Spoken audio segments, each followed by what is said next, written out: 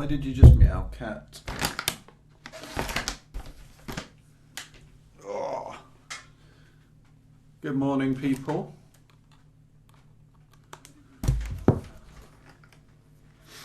Meow, meow.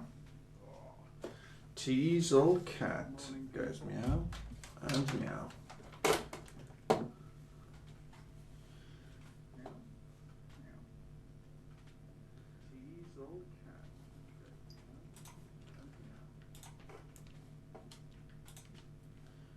Hello, people.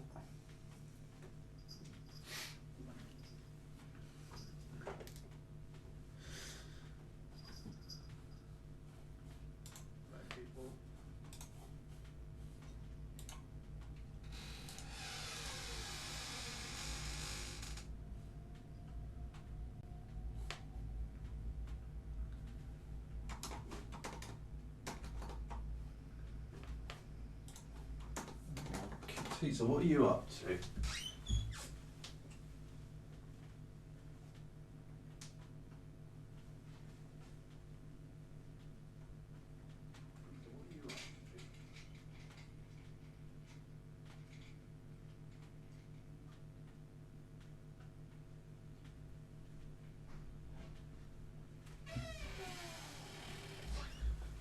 Alright, good morning anyway. Right.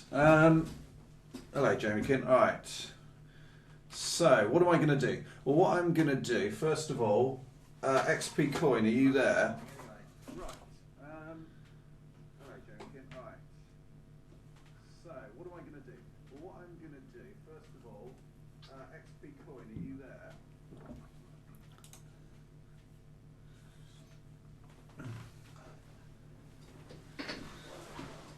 Alright.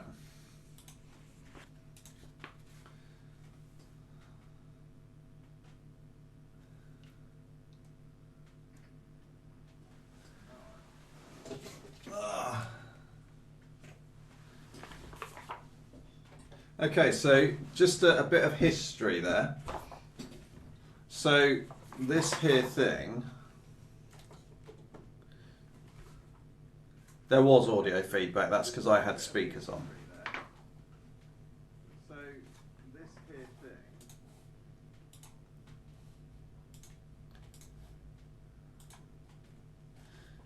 in fact, it seems to be turning itself back on rather bizarrely. That book. Oh, guess who just dropped his speakers? That's a oh. Great, now I've got no audio. Oh, there we go. There's the cable. So much for my nice wireless setup, right, guys? Can't even have that now. It's where I can relax. Okay, so 1998. So this, the first half I think was written by my lecturer, and this. Well, let's have a look at the page count. 'Cause I haven't looked at this.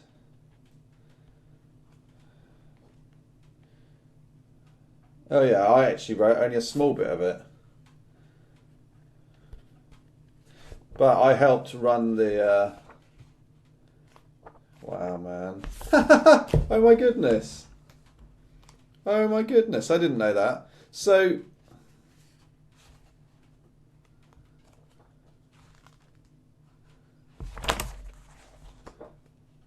It's got actual screenshots from the stuff we're working on.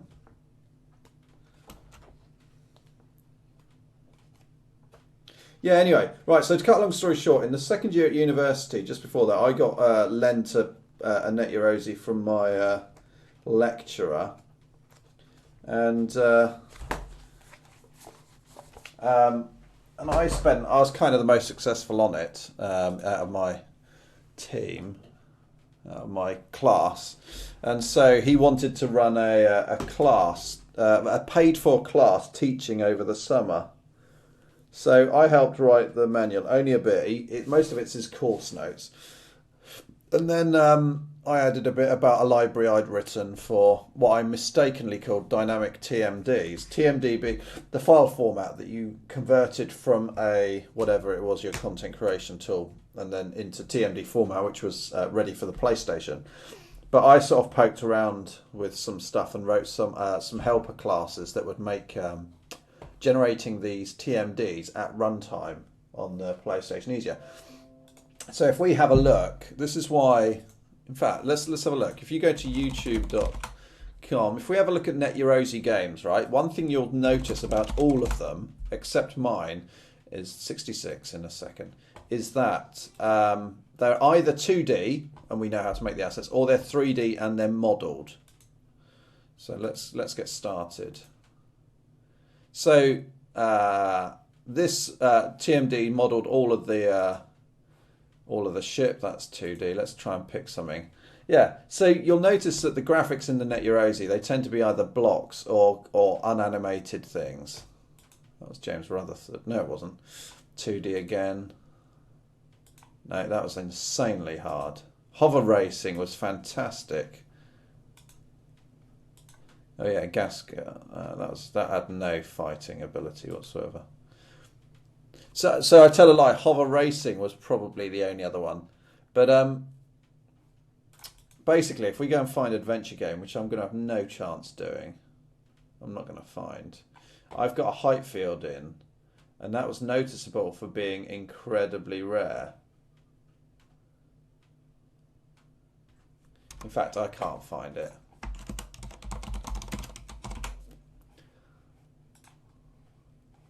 So yeah, so what you're noticing here is that I didn't model these. I used a height field, which is why I can get such organic stuff. And also, all of my trees are different colours, and that's because the trees are instantiated as TMDs. The clone demo used dynamic TMDs. Which one was the clone demo? Was that the Lewis Evans one? Why are you so sad today? You're using my TMD library. It's good. Oh my god. Well, there's. If I wrote it again, I'd do a lot better. But yeah. So the trees and that were instanced. The little characters weren't. And all of the models around the outside were as well, although they've got textures applied, obviously. But yeah, that's why I can get away with all the buildings being slightly different colours and that, because each time I'd instance them, I'd add a RGB tint to them. So actually, mine, I don't care what people say, mine had a richness of graphics that none of the others had.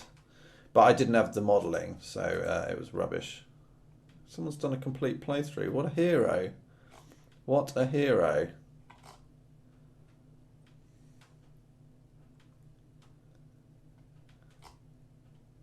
This is new. Fuck it. I like it. Oh, swearing. Sorry. I use your split screen code too. Aww. Oh, Realm. Alright, sorry mate. That sucks. Ugh. I sort of said before, I'm very fortunate in that I've never really had any kind of major tragedies or to people close to me in my life, so I don't really know what that's like. How old is this? This was probably written around 1999 on the PlayStation 1. Look at that camera code. Whereas now all I can do is first look. Oh yeah, this is funny. I got sick of people, even in Wipeout, the original Wipeout, right? They do rain or something, but you wouldn't really see it. So I did. This is my idea of a snowstorm, because when it snows, I think you should suffer. You shouldn't be able to see where you're going. I think I overdid it. Here we go. Check that out. How's that for a lot of snow? That's quite a lot. And you were supposed to find your way around there. Oles. Well, mate, yeah. Be nice, be supportive. There's not much else.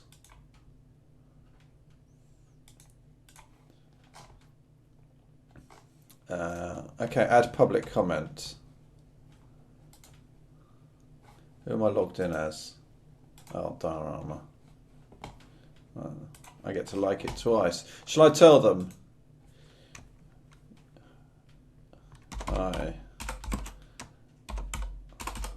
After... Where is it? Did I write something before? No, it doesn't look like it.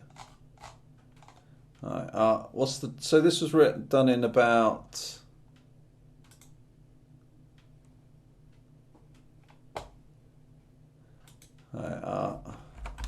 after... I don't know. Let's say after 16, 17 years, I'm going to start work on a sequel.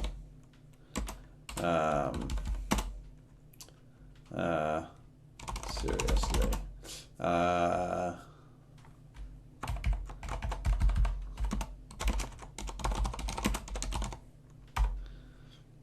Send a DMCA notice. At least the snow compresses well. Yeah.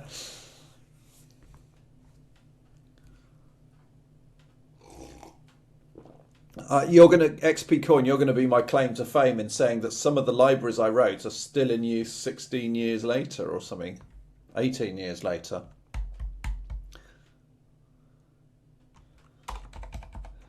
He's found the sodding zip file. You funny, funny man. All right, 18. Oh, wow. September.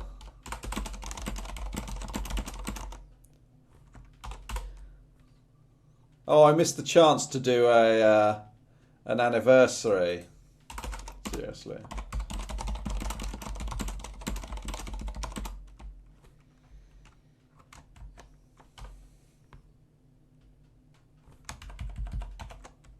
The game creation engine, and I want to revisit this. Might include an updated version of the original as an Easter egg.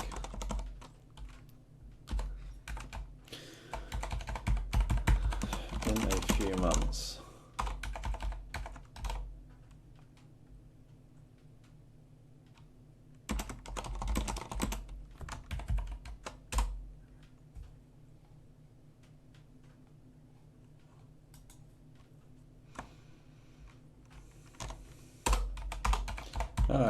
Original author here. I'm not very good at writing YouTube comments, am I? Because I should just come on here and go, "Oi, this is me. Everyone look at me. Original author here."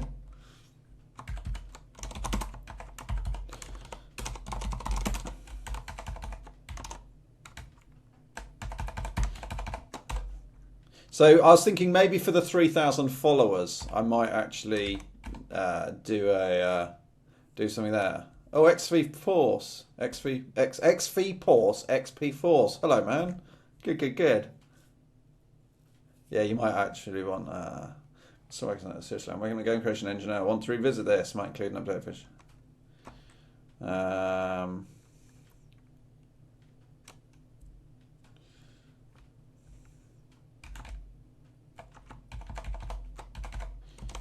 Just so they don't think it's only for PlayStation 1.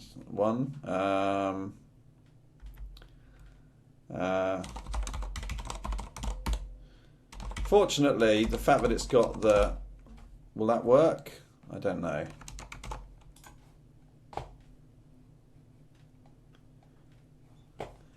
Alright. Cool. Right, let's get to this code. Okay, so the last released version... in fact, there was something cool here. Like this... where is it? Yeah, that wall there has just enough of the high detail that you can see it fading out. Anyway, and what we currently have, because I did do some work on the code over the weekend.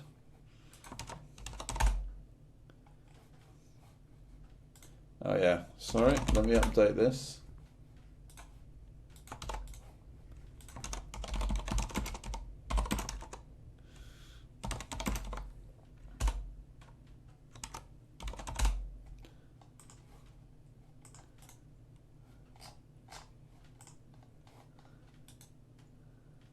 What about the lawsuit?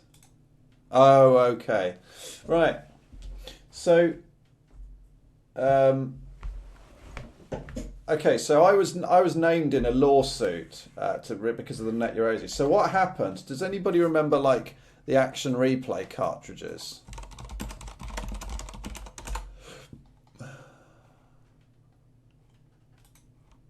So Action Replay is the brand name of a cheating device created by Daytel. So it was actually made for the PlayStation 1. So the Action Replay was a piece of hardware that allowed you usually to get around region locking or a variety of other things. Yeah, so it had one of these, right? So what happened was, normally to get these things working, they need to fiddle around with the operating system on the console, right? And to do that is quite hard. Now, the PlayStation had, I don't know, let's say it had some form of copy protection or something in its operating system that prevented hacking. So the point was that when the Action Replay came out, Sony entered into a lawsuit with them saying that they had illegally got hold of, basically saying they hadn't reverse engineered the code, because reverse engineering is legal in this context as far as I know, but Sony was specifically saying that they hadn't reverse engineered it and they'd stolen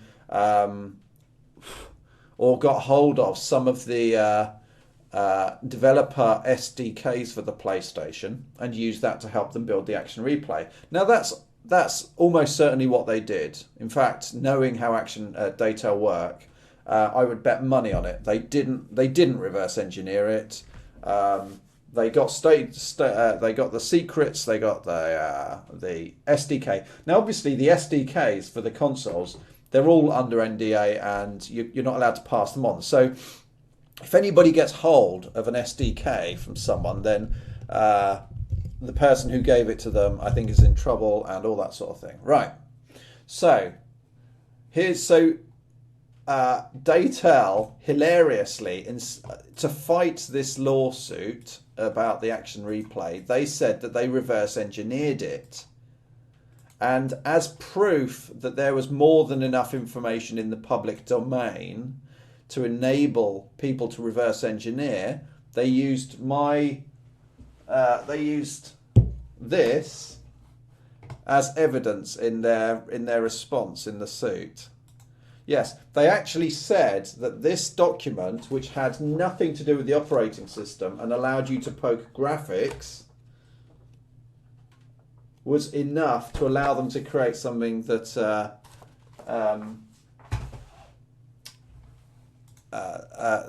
allow them to hack the games and the operating system.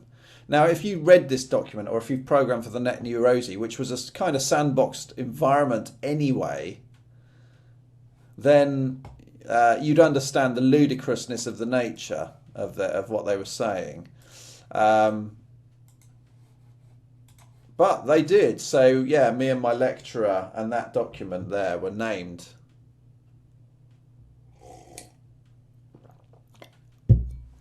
I have no idea what happened, but I do know that Daytel are a shady bunch of idiots when it comes to these things.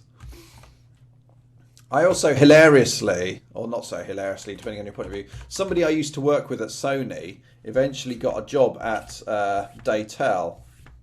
And in all fairness, let's be blunt, he was a nice guy, but he wasn't a good programmer. I have no idea user 148.2 because I was named in it as proof of something, but I wasn't a party to the lawsuit, so I have no idea. Probably it got settled or dragged on for so long. Anyway, I did shrooms. Yes, I did say shady. So I wasn't involved in the lawsuit, but my lecturer did suggest that we shut up about everything related to that sort of stuff. What was I saying? Can't remember. Oh yeah, so a guy who worked at Sony Dev Support, and he was a nice guy, but he wasn't a very good coder. And he kind of got a lot. I think he got a lot of jobs because of his history of working at Sony, right? Because it makes him sound more technical than he is, or whatever. Anyway, to cut a long story short, he worked on one of the Action Replay cartridges, But because he wasn't a very good coder, he made a mistake in his code that rendered every single one of them broken in some critical way. And so he was personally responsible for something like a 20,000 piece hardware recall. He got the sack for it. But yeah, he cost them a lot of money. Excellent.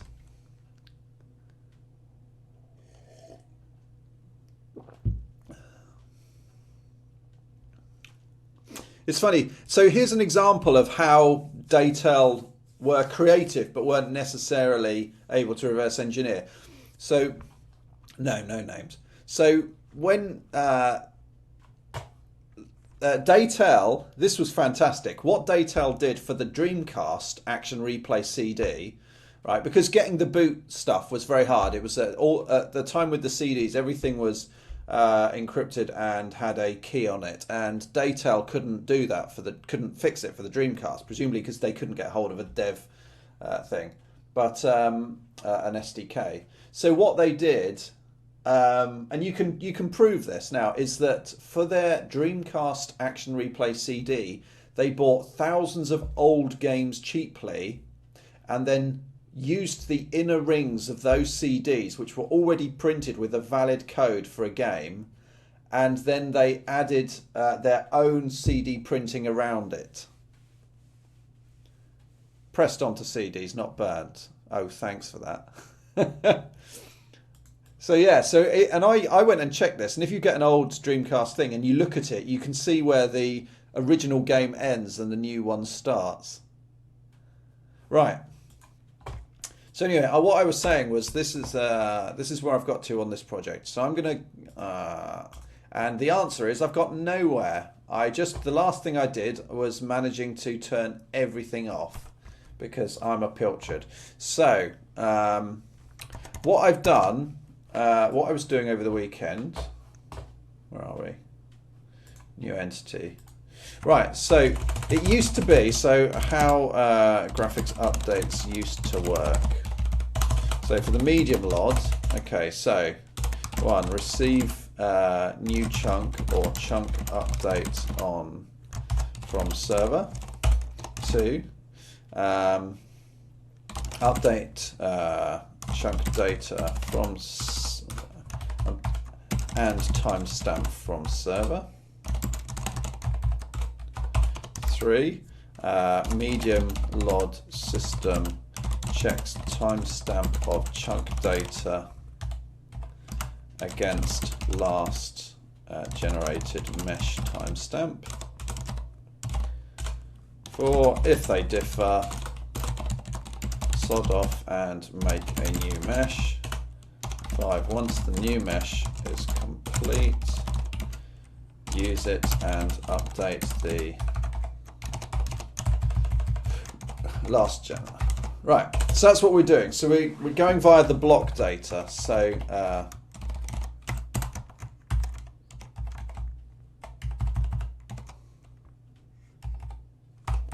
okay, but so the relationship is server to client to chunk to the medium LOD system makes a new mesh. But I'm actually redirecting now everything that wants to update graphics or data. Well, the collision will do this as well. But we're so new.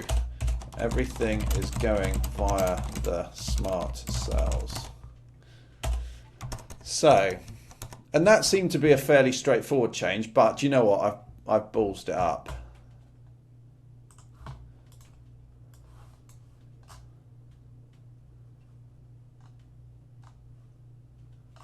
Comment on this guy. Oh, I commented. Sorry, I thought you were saying do comment. Yeah.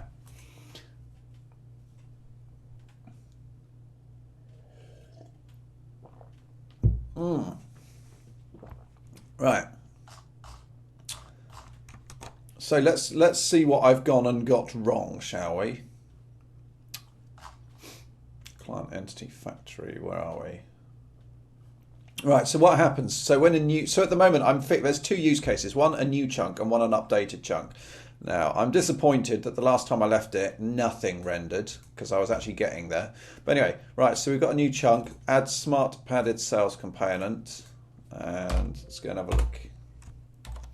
Let's close all this. This doesn't seem to be working. Right, client factory. Clinet.